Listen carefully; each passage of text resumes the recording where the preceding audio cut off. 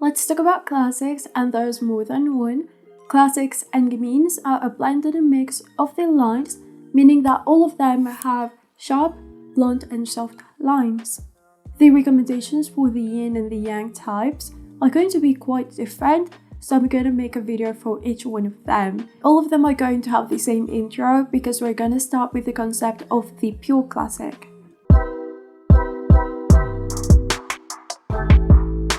Classics are a blend of the three types of lines. We have yang lines and then we have yin lines. Yin is soft, curved, curvaceous, rounded, flowy, lush, organic, and circular. Yang is defined as straight, elongated, sharp, blunt, hard, geometric, taut, slender, and sleek. That's just a way to describe lines. We're not gonna go into the controversy of assigning yin to feminine and yang to masculine because we're not gonna do that. I'm gonna use some mood boards, and I'm not necessarily typing all of them as classics, but I'm talking about their specific features. If a soft type was a geometric shape, it would be a circle with its curvy and rounded edges. Not that they look like an actual circle. This is about deconstructing your body into lines and geometric shapes. Now let's talk about yang, and there are two types of yang. We have sharp yang and then we have blunt yang. If you're a sharp type, you're going to have very defined features. They're going to be mostly elongated and geometric.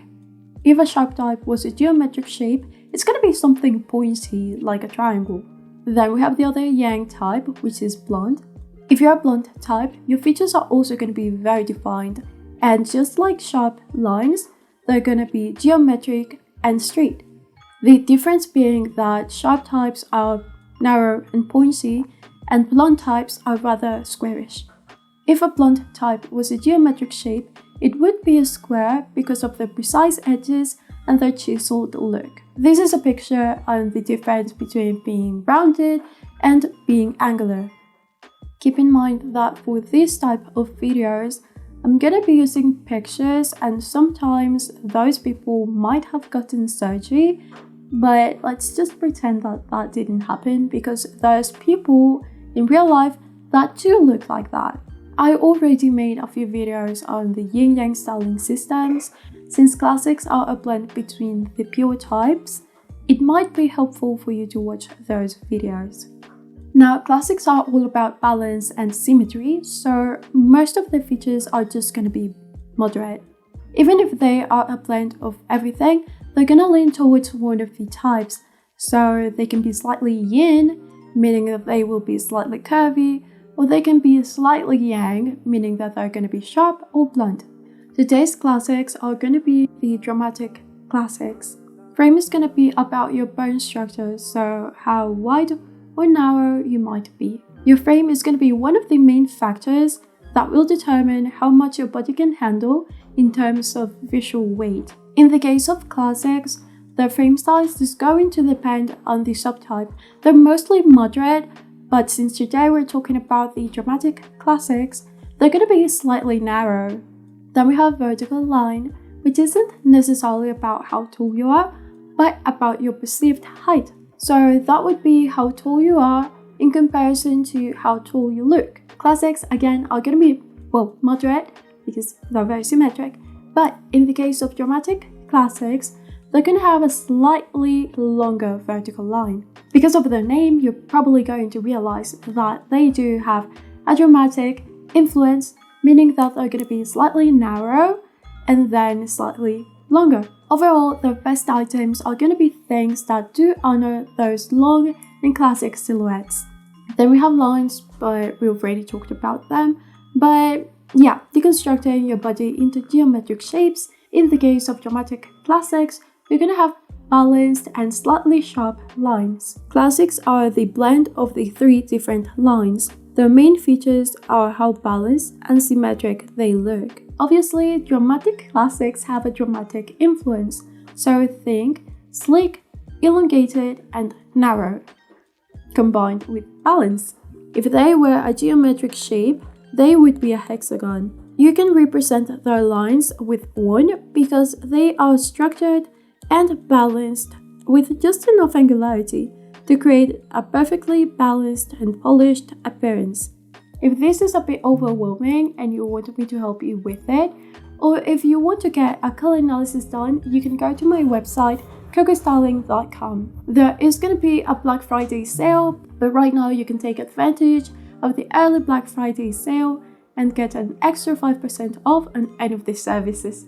You can also get this freebie, which is a guide on how to build the perfect capsule wardrobe in a way that's not boring and something that actually fits your lifestyle. All you have to do to get it is follow the link in the comments below. We all have a combination of features, and that's why we have subtypes in each one of the families.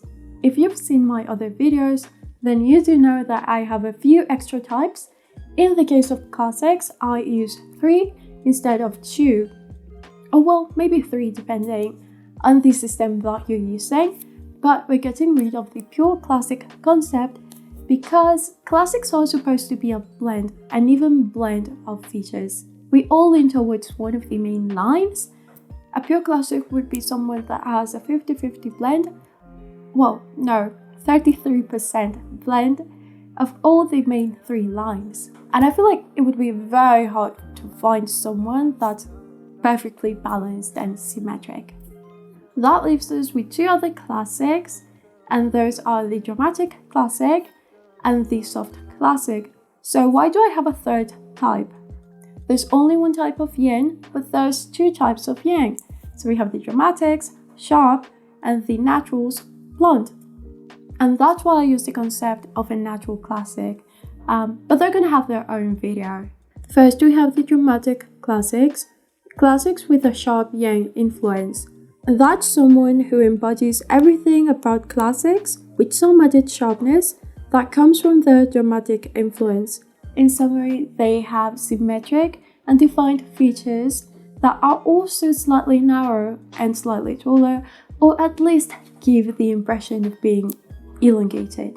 Regardless of their size, their sleek lines will give them a sculptured appearance. Then we have soft classics, and they are the ones that lean towards the yin side. Unlike the sharp and blunt variations, soft classics lean more towards the softness that comes from their romantic influence. Their features are defined and symmetric as well, but they have rounded edges instead of sharp or blunt edges. They have a moderate height, but they could appear to be slightly more petite. They won't be very short, nor very tall, since that would alter the balance. What will set them apart as a yin type is their gently rounded silhouette that's slightly curvy as well. Finally, we have the natural classics, and they are the other yang type, but instead of being sharp, they're going to be blunt, well, slightly blunt. Just like dramatic classics have a dramatic influence, natural classics will have a natural influence. They have a symmetric look with a frame that is slightly wider. Since they are also a yang type, they can appear to be slightly taller, or at least give that impression. While they might look their best in slightly looser silhouettes, although not too exaggerated, their own features are more defined, giving them a chiseled look. Let's talk about clothes, and if you're a dramatic classic, what should you be wearing? In the past 3 videos, I gave an overall description of what the family should be wearing, and then made a few notes for the subtypes. In the case of classics, and it means they are going to lean towards one of the main families, so the recommendations can be very different, and that's why I'm making 3 different videos, otherwise it would be way too long. As a dramatic classic, you want to wear sleek, streamlined, and elongated lines that follow your body's natural proportions without unbalancing them. Focus on clean, structured, and symmetric designs that enhance your balanced yet sharp appearance. Think about those classic tailored styles that create an angular look without overpowering or underplaying your proportions. So even if you go for a regular suit, it shouldn't be super sharp. Being a yang type means that you won't get as easily overwhelmed by bigger details as a yin type, but you don't want them to be so exaggerated that they completely drown your frame. And as a classic, Following the less is more rule can be very beneficial. Let's remember that your body lines have nothing to do with your style. So even if you're a classic, you can try something like maximalism. Let's make an example with that. If you're into maximalism, which I've made a video about, if you want to watch it, the concept is more is more. If you're a dramatic classic that likes that style, it creates a conflict between the more is more and less is more. What you can do is go for less items, but they should be bigger and bolder, and that will help balance everything out. You don't have to follow the stereotypical classic look if you don't like the stereotypical classic style. While tailored styles can be a go-to for dramatic classics, it doesn't mean that you need to wear a suit every day. Of course, that would be very impractical. You can enhance your shape by incorporating tailored pieces to your wardrobe, but they don't have to feel stiff or too formal. That can translate into well-fitted blouses, simple jackets that don't have a cluttered look, although they can have one big detail, for example, or you can go for a skirt that's a bit more structured. Bold statement pieces work well with your body structure, as you can carry them without being overwhelmed. They can be larger without being too oversized, adding that punch that takes an outfit to the next level. One slightly larger and unique detail can speak volumes in a dramatic classics outfit that elevates the look without overwhelming it. If you're plus size, you're still going to be looking for the same lines, sleek, elongated, and structured. You want something that follows your natural proportions. Being plus size doesn't mean that your body will lose that balance that characterizes classics. Focus on well-fitted items that don't look constricting and clean lines. Your clothes should look like they are sculpted around your body without clinging too tightly or being too loose. Let's go to the opposite side. So, what should dramatic classics avoid? Try to avoid things that are too unconstructed because you should be emphasizing your defined features. Another thing would be overly frilly and weightless items because they will clash with those same sleek lines. Avoid overly soft, airy, and overly flowy silhouettes that have no structure.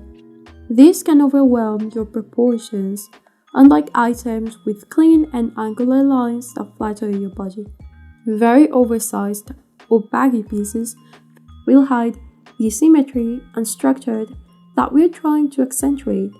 The key to dressing as a dramatic classic is to skip items that underplay or conceal your sharp features, and anything that disrupts the balance and symmetry that define your look. As part of the classic family, you want to avoid the extremes.